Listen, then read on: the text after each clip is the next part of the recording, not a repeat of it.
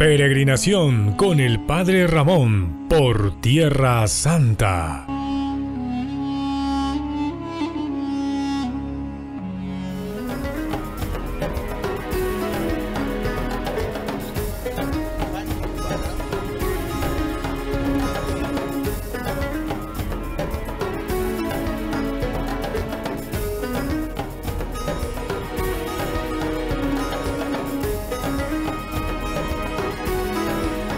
En la palabra de Dios dice que Jesús subió a este monte donde nosotros estamos, el monte Tabor, el monte de la transfiguración, con 3 de sus discípulos, Pedro, Santiago y Juan.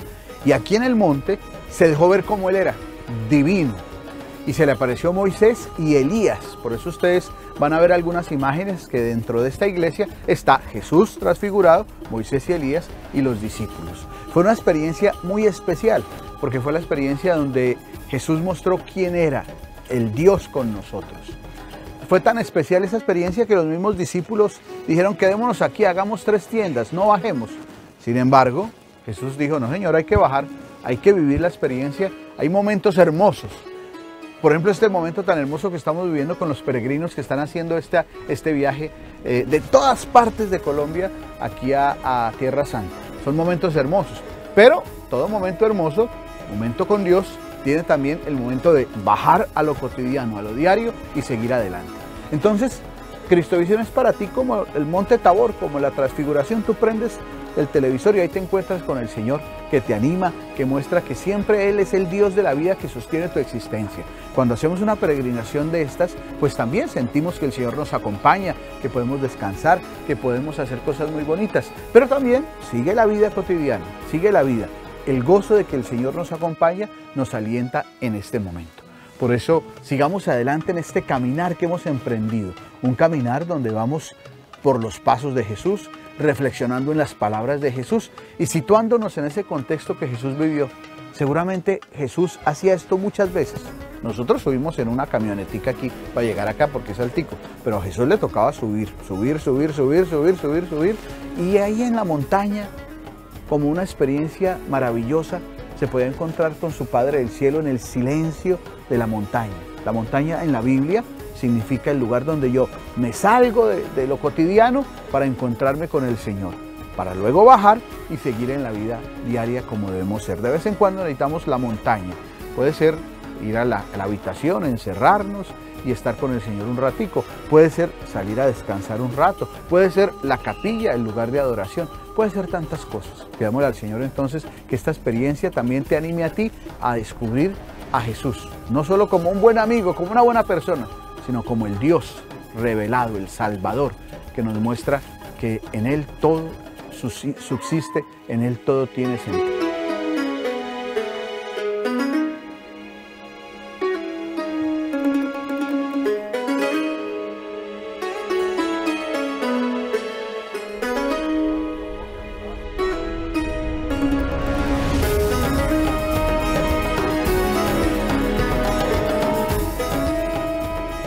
Ave Maria Stella, Dei Mater alma, asque semper Virgo, Felix Celi porta,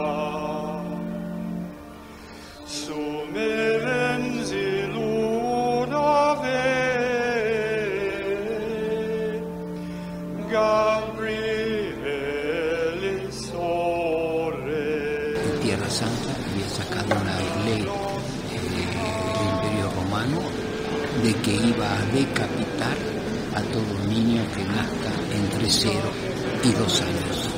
Entonces José y María dejaron todo su pueblo de origen, Nazaret, y se fueron caminando con su burrito y sus enseres camino a El Cairo. Y lo que estamos viendo aquí es la casa de María.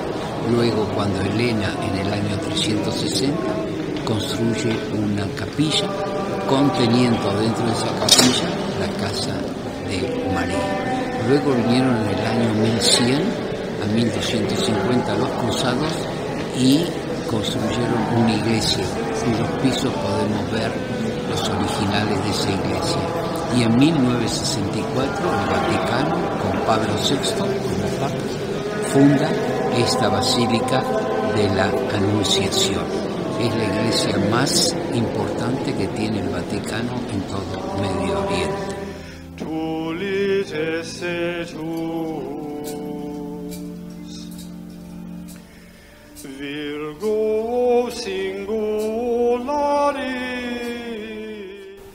Padre Ramón Zembrán de la Colombia, que porta Cristo Vision de la Colombia, el cual, Padre, agradecemos mucho la presencia de ustedes en este momento de oración aquí en la Basílica. Momento del Ángel, también queremos rezar mucho por la Colombia, por todo el pueblo de la Colombia, por toda la generosidad del pueblo colombiano para con la Tierra Santa. Esperamos también que las celebraciones de Nazaret puedan llegar en Colombia a través de ustedes, que es un momento importante para la fe de la gente y las personas que no pueden ir aquí por enfermedad o por situación económica, que pueden también rezar y estar en los lugares santos.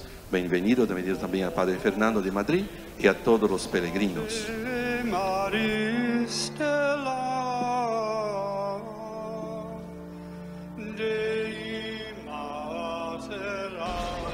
Todo lo necesario para aquí estar en el río Jordán y renovar el bautismo de todos los cristovientes que vinieron a renovar su fe. El bautismo para nosotros es un sacramento muy especial, solo se recibe una vez en la vida, imprime carácter, y cuando lo renovamos cada domingo en la Eucaristía, en la Vigilia Pascual, y también cuando venimos aquí vamos a renovar nuestra fe, nuestro bautismo. Esta es la túnica para renovar el bautismo, por supuesto, toca con pantaloneta meterse al río Jordán y la toalla.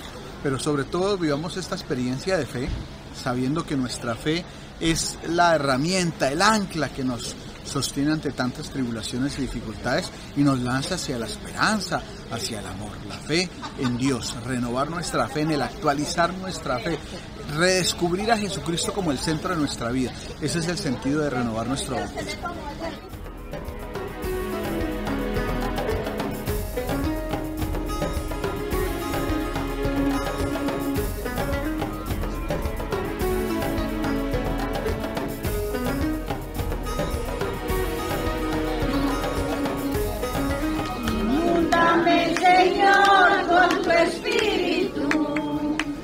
Inúndame, Señor, con tu espíritu. Inúndame, Señor, con tu espíritu. Y déjame sentir el fuego de tu amor aquí en mi corazón, Señor. Y déjame sentir el fuego de tu amor aquí en mi corazón, Señor. En el Evangelio de Mateo 5:1-12 dice que Jesús subió a este monte donde estamos ahora, a este monte. Y en este monte se sentó con sus discípulos, así como estamos nosotros los que estamos peregrinando aquí. Tomó la palabra y dijo esto, dijo: bienaventurados los pobres de espíritu, porque de ellos es el reino de los cielos. Bienaventurados los mansos, porque ellos poseerán la herencia en herencia la tierra. Bienaventurados los que lloran, porque ellos serán consolados. Bienaventurados los que tienen hambre y sed de justicia, porque ellos serán saciados. Bienaventurados los misericordiosos, porque ellos alcanzarán misericordia. Bienaventurados los limpios de corazón, porque ellos verán a Dios. Bienaventurados los que trabajan por la paz, porque ellos serán llamados hijos de Dios. Bienaventurados los perseguidos por causa de la justicia, porque de ellos es el reino de los cielos. Bienaventurados seréis cuando os injurien y os persigan y os digan con mentira toda clase de mal contra vosotros por mi causa. Alegraos y regocijaos, porque vuestra recompensa será grande en los cielos, pues de la misma manera persiguieron a los profetas anteriores a vosotros. Palabra del Señor. Gloria a ti, Señor Jesús. Eso Jesús lo dijo aquí, por eso es tan importante estar aquí en este lugar, el Monte de las Bienaventuranzas, porque el proyecto de Jesús tiene que ver con esto. Bienaventurado no solo es de buenas usted, sino bienaventurado en griego es makarios, que significa pleno, dichoso, realizado. Usted se realiza, usted encuentra la planificación de su vida con esto que le propongo. Entonces, pues hoy el mundo nos dice también que podemos estar plenos, dichosos, realizados con otros estilos, la soberbia, la terquedad, el orgullo. Dice dichoso si usted consume droga, dichoso si usted se la monta al otro, dichoso si usted pone problema a los demás, dichoso si usted aplasta a su enemigo. Eso es muy propio de hoy. Dichoso si usted por debajo va socavando la buena fe de los demás. Estamos viviendo en un mundo muy complejo y muy difícil, y por eso recuperar otra vez el mensaje de Jesús es muy importante, porque el mensaje de Jesús lo que nos invita es a construir las bienaventuranzas, a construir la vida de una manera sencilla y humilde. Pues ya que estamos aquí viendo el mundo con los ojos de Jesús, viendo el mundo como lo vio Jesús, en estos montes, en estas maneras de vivir, pues que Él mismo también nos enseña a cada uno de nosotros a tener ese estilo de vida y aplicarlo en lo cotidiano, en tu relación con tu esposo, con tu esposa, con tus hijos, con tu comunidad, con tu sociedad, con las personas que vives, trabajas, estudias. Ser dichoso. El mundo siempre te va a decir que hay que ser dichoso de otra manera. Esa manera no nos sacia, nos deja vacíos. El estilo de Jesús siempre nos sacia, nos deja plenos, nos deja dichosos. Aprendamos entonces desde aquí todos, y desde aquí también oramos por cada uno de ustedes, cristovidentes, a ser bienaventurados según el proyecto de Jesús. ¡Somos Cristovisión!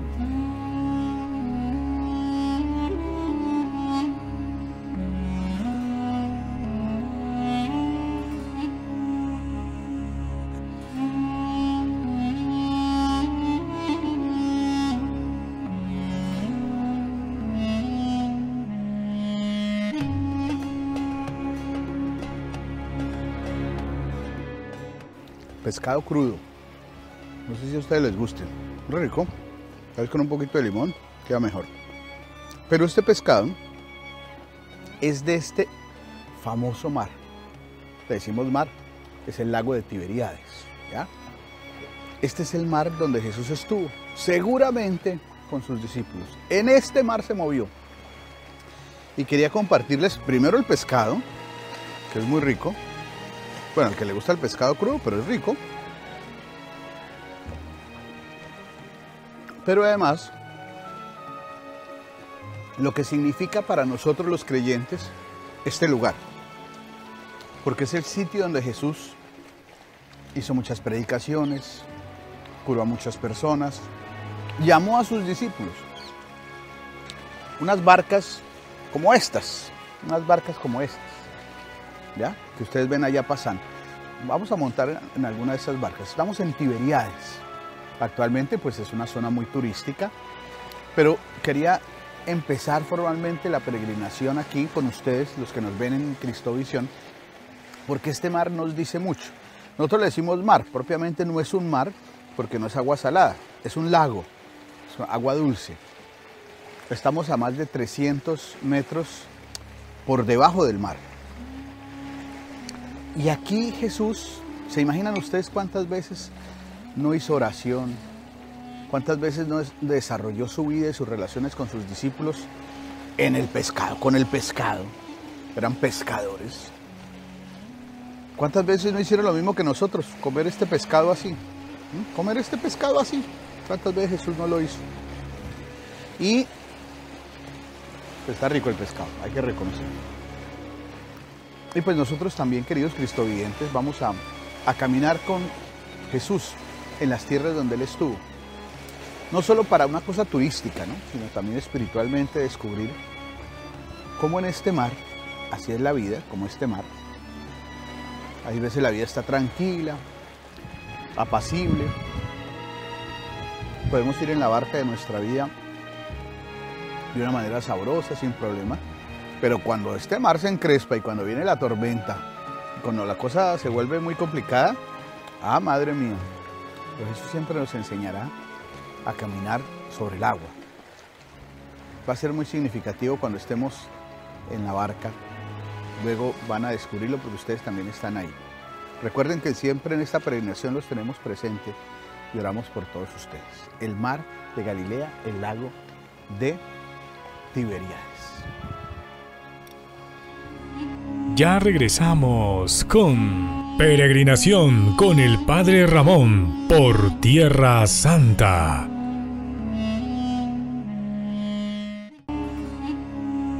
Continuamos con Peregrinación con el Padre Ramón por Tierra Santa.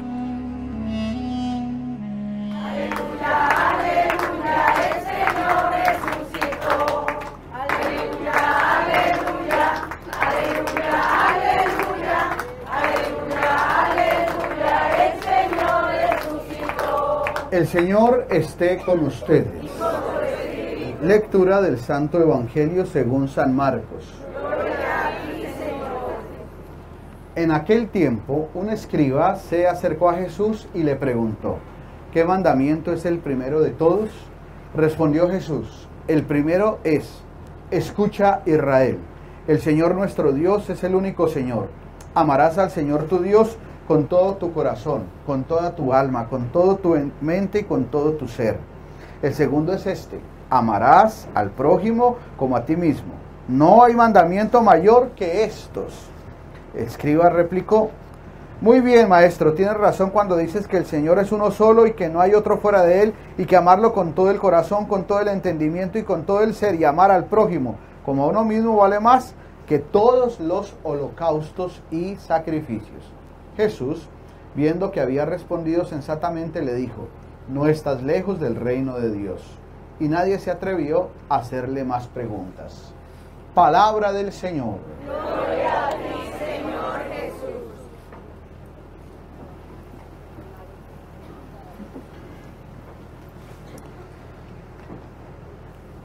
Tener la oportunidad de estar en Tierra Santa, como le decimos los cristianos, a todos estos lugares donde Jesús deambuló, caminó, no es algo casual, porque esta tierra encierra toda una historia, un romance profundo entre Dios y su pueblo. Un pueblo que no era nada, eran unas tribus, eran unas aldeas, eran unas regiones, eran gente muy sencilla. No imagínense pueblo 50.000, 200.000 personas, eran muy pocas, eran aldeas regadas por todo lado, gente regada por todo lado, que eran nómadas, que eran campesinos, que eran, pues llevaban un rebaño, pero no piensen en un rebaño 50.000 vacas, dos ovejas, un cabro, era gente muy sencilla. Y cómo ellos experimentan en toda su vida, esa es la historia del pueblo de Israel en el Antiguo Testamento, a Dios que se les manifiesta y que se les deja ver como un Dios bueno, que quiere constituirlos como un pueblo, y que ellos mismos se dan cuenta que frente a tantos pueblos más poderosos que ellos, esos pueblos se van derrumbando, se van cayendo, y ellos, pequeñas tribus, pequeños pueblos, van consolidándose como un pueblo, como el pueblo de Dios. Entonces queda grabado en el corazón desde el Antiguo Testamento esto que todo judío piadoso repite todos los días: el Shema. Shema Israel. Escucha, Israel.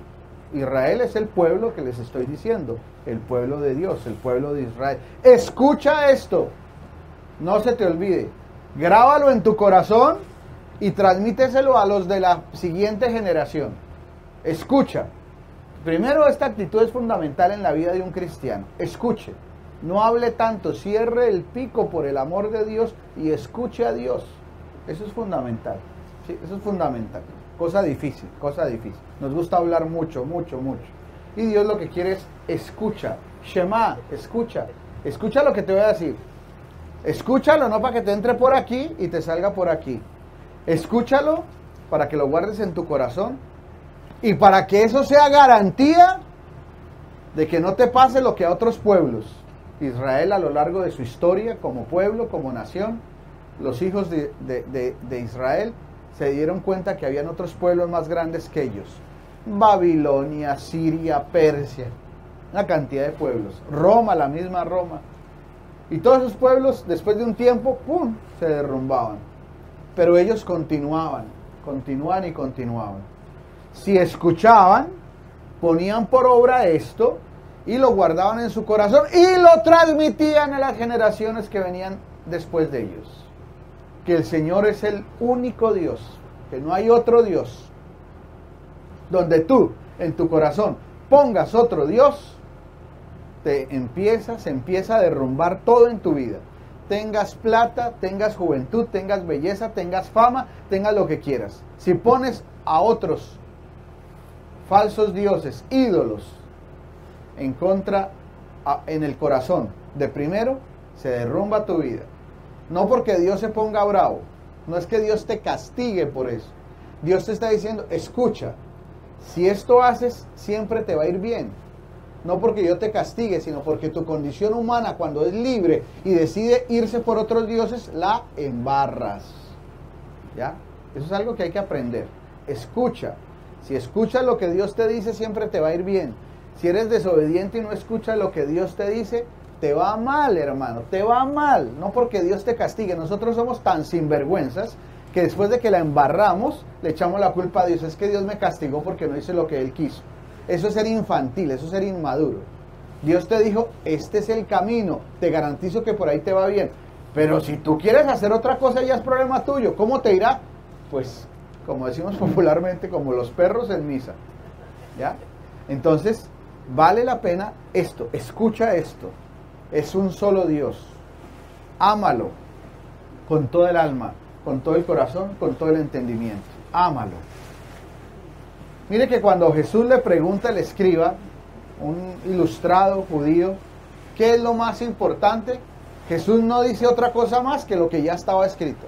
Escucha, Israel, ama al Señor tu Dios con toda el alma, con todo el corazón, con toda la mente, y al prójimo como a ti mismo.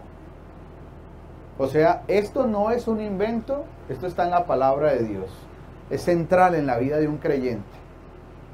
Y para nosotros, ya que estamos aquí en este lugar tan significativo, el mar de Galilea, el lago de Tiberíades, pues aquí Jesús llamó a sus discípulos.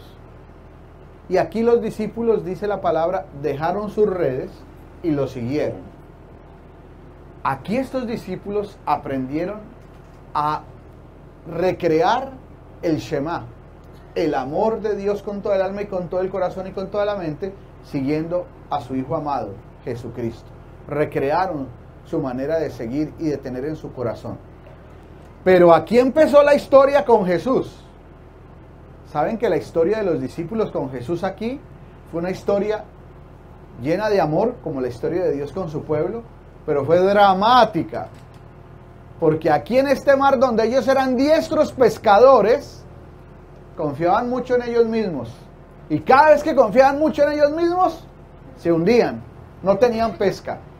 Es más, después de la muerte de Jesús, ya después de Jesús los llamó aquí, ellos dejaron todo, lo siguieron. Ellos de vez en cuando dejaban pelar el cobre, mostrando sus intereses, sus orgullos, sus privilegios, sus ganas de poder. Pero después de la muerte ellos huyeron,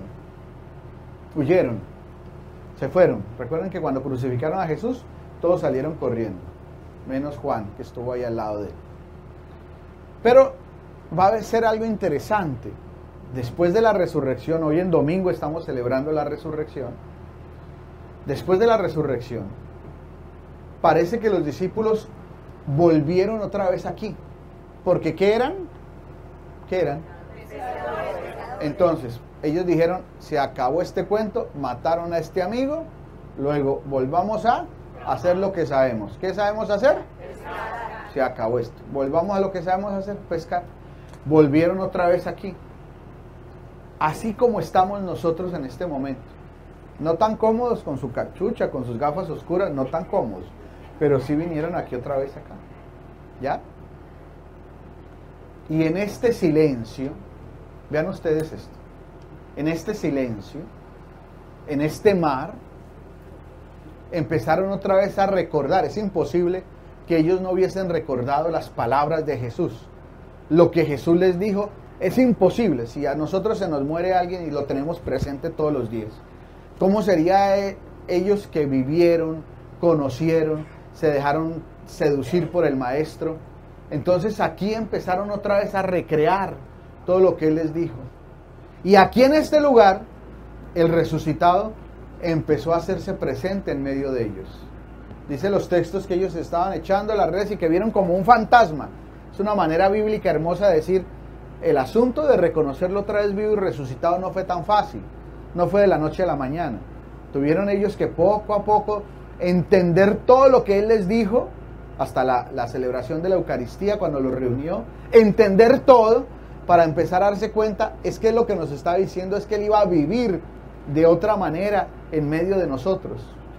Y aquí, donde Él los llamó, al final de toda la historia, cuando muere y resucita, vuelve otra vez a traerlos, vuelve a decirles, echen las redes, vuelve otra vez a sentarse en la orilla de este mar con Pedro a comer pescado, ¿se acuerdan?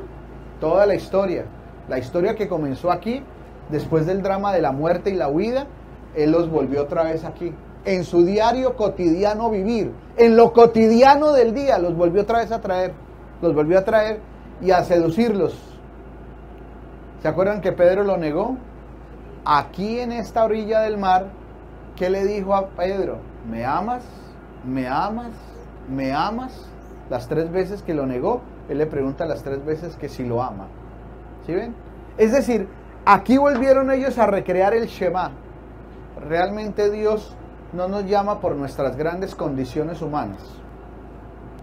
Por más que seamos el personaje del personaje, por más que seamos los descrestadores de los descretadores, la bella, el fabuloso negociante, el doctor que habla 3 idiomas, el personaje de la parroquia, la señora que es piadosísima, o el personaje que tiene a sus hijos, no, Él no nos llama por lo que somos. Eso hay que entenderlo siempre. Nos llama porque nos ama y cuenta con nosotros, aun cuando nosotros seamos tan flojitos en su seguimiento. Una de las cosas bellas de estar en esta barca es que la iglesia siempre ha dicho, ese pueblo que empezó con Abraham y que ahora es el pueblo de Dios, nuestros hermanos mayores, los judíos, la iglesia, los creyentes, vamos caminando, la iglesia es como una barca, es igualito. Los discípulos vamos en una barca, la iglesia es una barca, ¿ya? Y en esa barca, cuando hay tempestades, alguno que otro piensa que ya se va a hundir la barca. Y gritan y hacen de todo. Y Jesús sencillamente nos recuerda que Él es el que lleva esta barca, la iglesia. Aún en estos momentos de crisis que tiene la iglesia y que vive la iglesia, siempre recordamos eso. No somos de los discípulos incendiarios, que cuando vemos que la barca está como mal, que está golpeándose mucho, decimos, cambiemos de barca. Ya, como que esta barca ya no es la buena, porque se está como hundiendo, vamos y buscamos otra, que sea más elegante, a ver, un yate privado, ¿sí? Más elegante. Esta es la barca de la iglesia. La iglesia es la barca. Y el Señor siempre va a continuar llevando esta barca, que es la iglesia, llevándonos a nosotros a buen puerto. Y aún con estos discípulos, los de ayer y los de hoy, con esos apóstoles, los de ayer y los de hoy, flojos, flojos, flojos como somos los discípulos, flojos. La madre perfecta, como dice el Papa, la madre hermosa, iglesia inmaculada y bella, la madre sin tacha, la iglesia. Pero sus hijos muy flojos, los de ayer y los de hoy. El Señor nos lleva, conduce nuestra barca. Ahora aterricen eso en sus familias, aterricen eso en su trabajo, aterricen eso en sus relaciones diarias. Vamos en el mar de nuestra vida.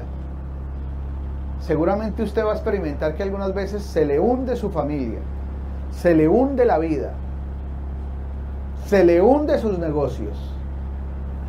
Y usted puede empezar a tomar malas decisiones. Porque usted piensa que como usted es, si hay un fracaso, se acabó. Estar aquí es recordar que aún con nuestras grandes fragilidades y limitaciones, si recordamos eso que hoy la palabra nos ha insistido, Shema, Shema Israel, escucha Israel. Ahora escucha a Cristina, escucha a Joaquín, escucha a Francisco, escucha a Diego, escucha a Jacinta, escucha. Yo soy tu único Dios. Ámame con toda el alma, con todo el corazón. Empieza a amar a los demás de manera sencilla, sin problemas, sin pelea, sin hacer mala cara por todo, sin voltearla por todo. Ama sencillamente, disfruta las cosas de una manera sencilla. Deja de ser tan perecudo, tan cansón, ¿cierto? Hay gente que ama mucho a Dios, pero a caramba, odia a su hermano, lo odia.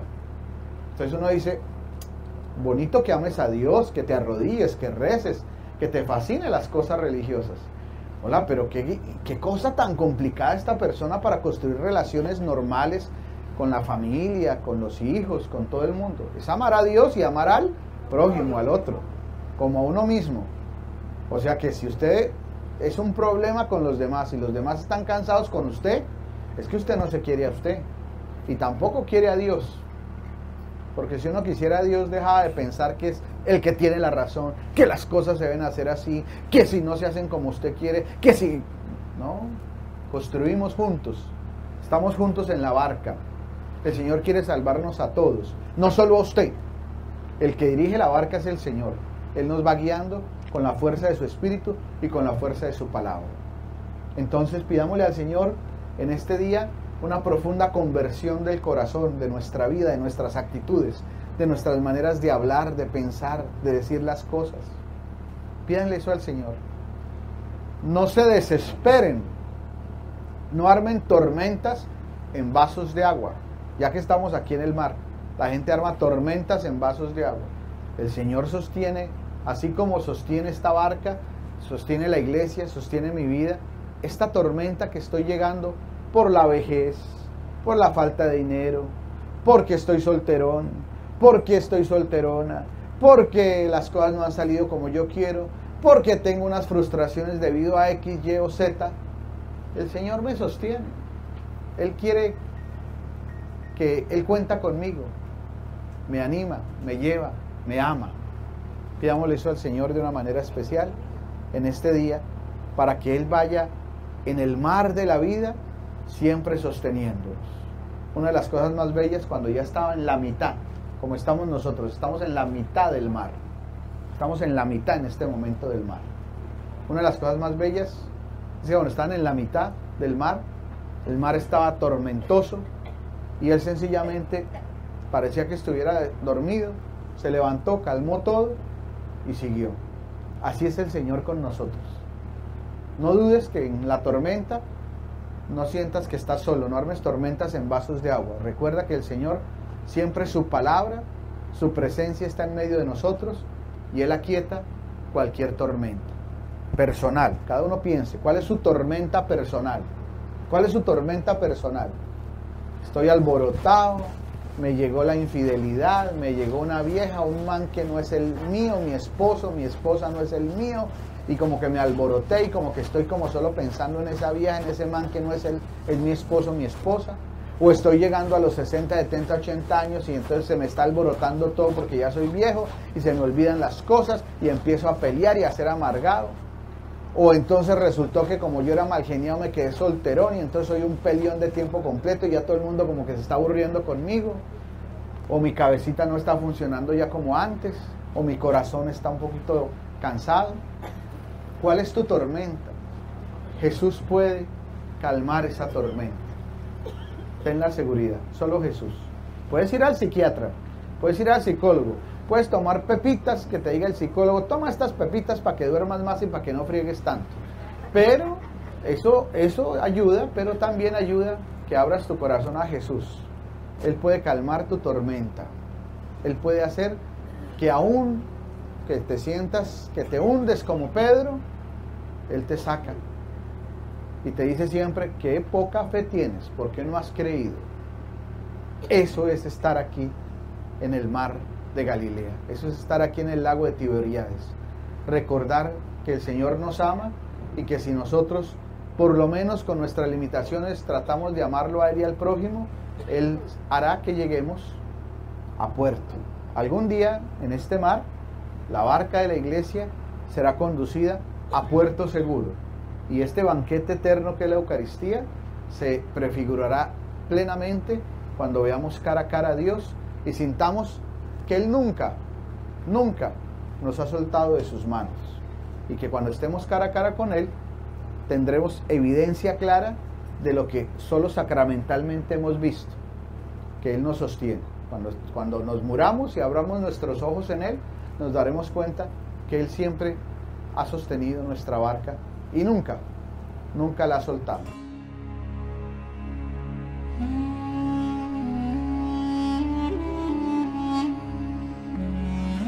Peregrinación con el Padre Ramón por Tierra Santa.